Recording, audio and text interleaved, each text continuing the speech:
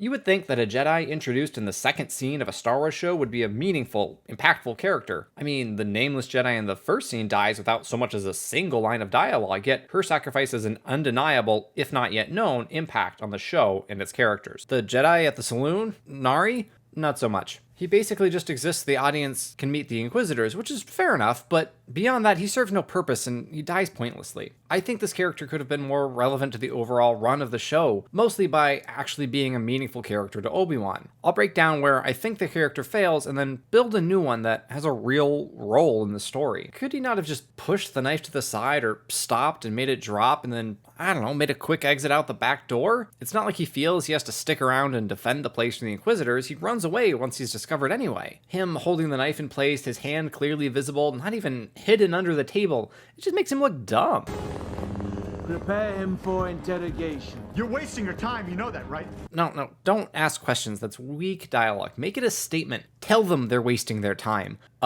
With what exactly? Are they hunting bigger fish like Kenobi? Scraps are all we have left. Nope. Guess not. This conversation with Obi-Wan, it's far too casual. This guy just ran into 3 black-clad, lightsaber-wielding Force users, and he's just like, hey, Obi-Wan, I saw you in town and thought we could catch up. The line about him being hunted isn't given any notice by Obi-Wan. They're hunting me. You have to help me. You want my help? Take this.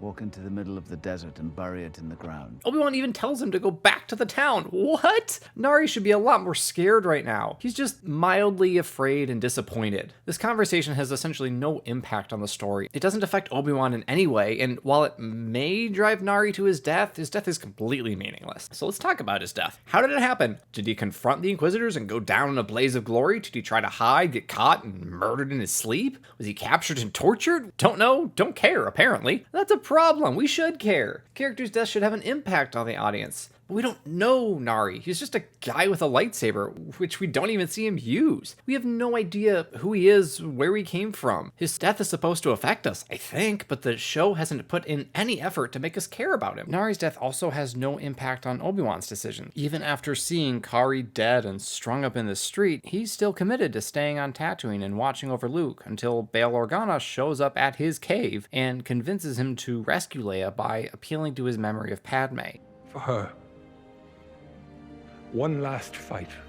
Kari doesn't appear to factor into the decision at all. So what was the point of this character? All right, let's fix him. First, gotta give him a backstory. And no, this isn't something that should be shown during the episode, but should drive his words and his actions. It can be hinted at, but little if anything should be stated explicitly. We know Nari is still fairly young now, 10 years after Order 66, so like Reva, he was only a Padawan when the Jedi Order fell. If that's the case, he wouldn't have participated in the Clone Wars. He was forced into exile, forced to fend for himself before his training was anywhere close to complete. Like most Jedi, he started training at a very young age. It's possible he doesn't even remember his life before Coruscant.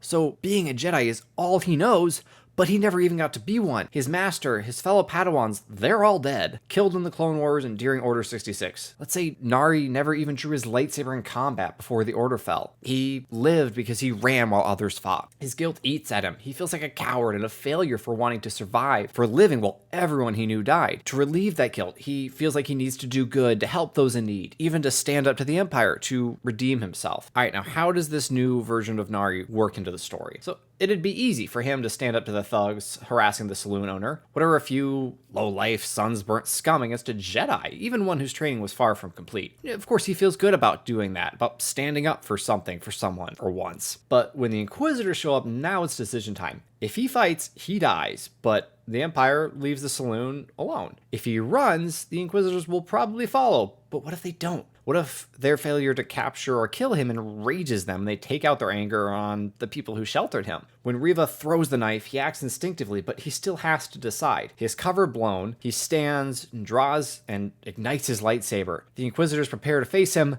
then he bolts out the back door. He gets away, but he has to come back. He's compelled to, and he finds what he feared. Then, or shortly thereafter, is when Obi-Wan finds him. Hearing or sensing what happened, Obi-Wan was able to locate the young Jedi. He tries to warn Nari not to act rashly, to accept the consequences of his actions, to act with more caution in the future to avoid future tragedies. Nari isn't pleased with that, and he pleads with Obi-Wan to help him to continue the fight, to take it to the Inquisitors. And Obi-Wan tells him, not no, Not "we lost, give up," but "not yet."